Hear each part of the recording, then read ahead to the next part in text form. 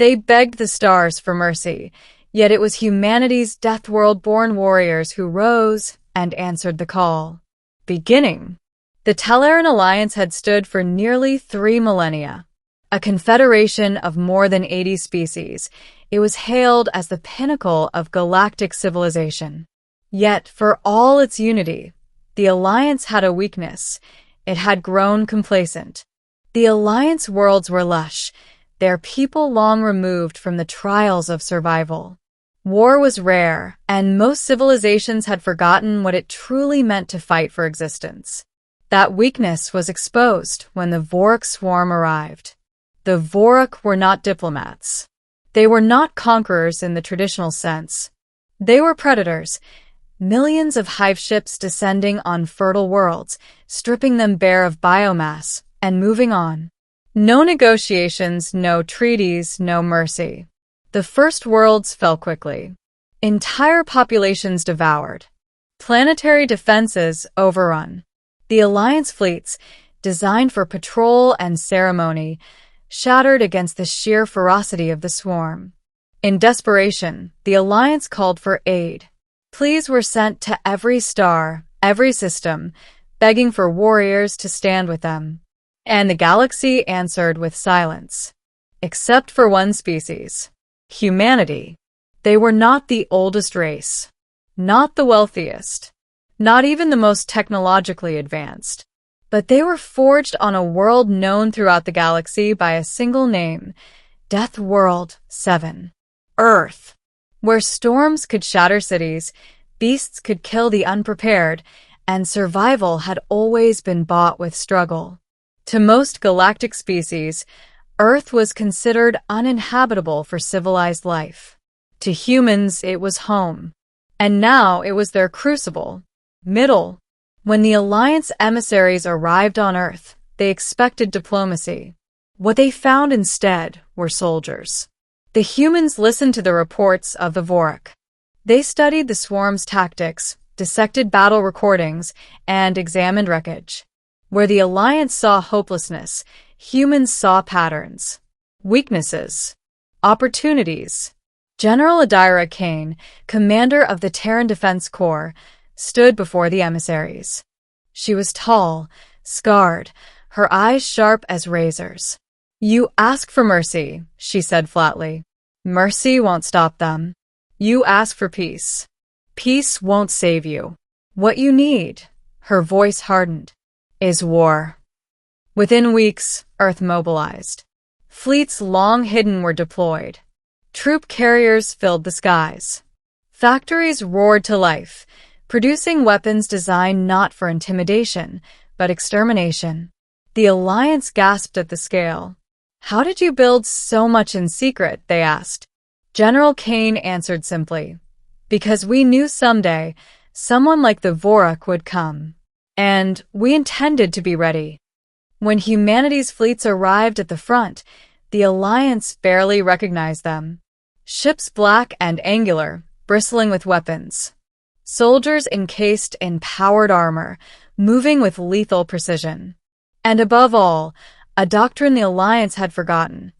Fight to win, at any cost. The first clash came at Lume 4, a lush world already half devoured by the swarm. The Alliance had written it off as lost. Humanity disagreed. The Deathworlders descended like fire. Orbital bombardments hammered hive ships into molten slag. Drop pods rained from the skies, delivering squads directly into the swarm's heart. Flamethrowers turned chitinous walls into ash. Railguns cracked open Vorik queens like eggs. The Alliance watched in awe and horror as humanity fought. They did not retreat. They did not negotiate. They advanced relentlessly, carving a path through the swarm with brutal efficiency. For every human soldier who fell, 10 Vorik died. For every ship lost, 3 of the swarm burned. And as the smoke cleared, the impossible became reality. Lume 4 was saved. The shift. Word spread quickly. The humans were winning battles no one believed could be fought. Worlds that had already begun evacuations were reclaimed. The Vorak, for the first time in their endless conquests, slowed. But victory came at a cost. Human soldiers returned scarred, broken, but unyielding. Entire regiments fought to the last man to hold the line. On Death World Earth, such sacrifice was woven into their history. To the Alliance, it was unthinkable. Council meetings grew tense. Some delegates whispered that humans were too dangerous, too ruthless. Others argued they were the only reason the Alliance still stood. When a delegate from the Sereni Collective dared suggest that humanity's methods were barbaric, General Kane responded with words that would echo through history. Barbaric?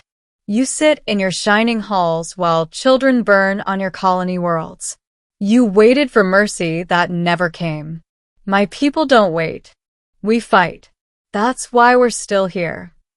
The chamber fell silent. From that day on, no one questioned humanity's place at the table. Ending. The war raged for years. Humanity's fleets became the hammer of the Alliance, striking wherever the swarm threatened.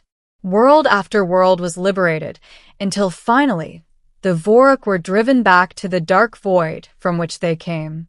The final battle took place at the edge of the galaxy, in a system of dying suns. The combined fleets of the Alliance followed humanity into the abyss. The swarm was vast, endless, but the Deathworlders had come too far to falter. The battle lasted 13 days. Stars themselves dimmed under the weight of destruction. On the 14th day, silence. The Vorak hive ship, larger than moons, split apart in a final explosion that lit the void brighter than a nova. The swarm was broken. When the survivors returned to Valora Prime, the Alliance rose to its feet. Delegates of 100 races bowed their heads as humanity entered the chamber. You begged the stars for mercy, General Kane told them, her voice carrying across the hall. But mercy does not win wars. Resolve does. And when the galaxy called, humanity answered, not because we sought glory, but because we understand what it means to fight for survival. She paused, scanning the room, her scarred face unyielding. Remember this. We are children of a death world. We endure.